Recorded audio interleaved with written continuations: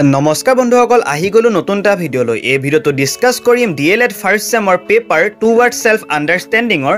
vision aspiration and purpose of লাইফৰ ওপৰত অৰ্থাৎ জীৱনৰ দৃষ্টিভংগী আকাংক্ষা আৰু ইয়াৰ উদ্দেশ্য মানুহ জীৱনত আগবাঢ়ি যাবলৈ হলে নিৰ্দিষ্ট দৃষ্টিভংগী আকাংক্ষা আৰু উদ্দেশ্য থাকিব লাগিব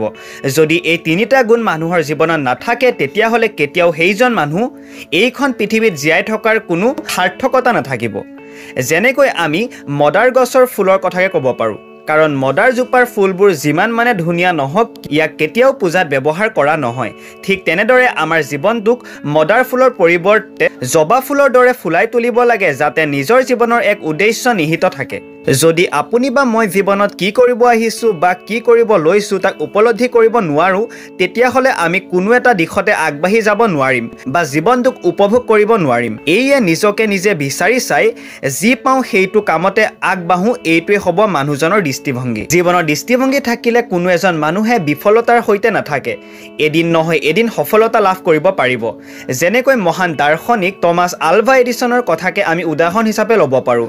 এইজন মহান দাৰ্শনিকে যেতিয়া বাল্ব আৱিষ্কাৰ কৰোতে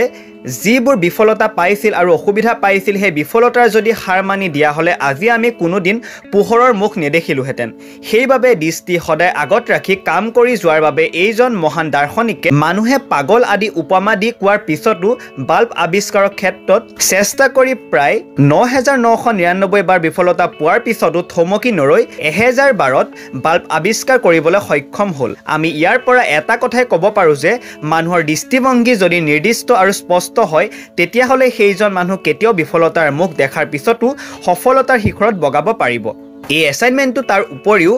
মানুহৰ জীৱনত আকাংক্ষা কি আৰু ইয়াৰ উদ্দেশ্য কি সেইসমূহ ডিসকাস কৰা হৈছে ওপৰৰ আলোচনাৰ পৰা এজন ছাত্ৰ হিচাপে ক'ব বিচাৰো যে আমি যদি কোনো এটা কাম কৰিব যাওঁতে মনত নিষ্ঠা সততাৰে কামটো দৃষ্টি আকাংক্ষা আৰু উদ্দেশ্য ৰাখি কৰি যাওঁ তেতিয়া এদিন নহয় এদিন সফলতাৰ মুকুট শিৰত পিন্ধিব পাৰিম ঠিক আছে যদিহে ভিডিঅ'টো চাই ভাল পালে তেন্তে চেনেলটো সাবস্ক্ৰাইব কৰিব নাপাহৰিব এনেকুৱা ধৰণৰ আপডেট পাই থাকিবৰ বাবে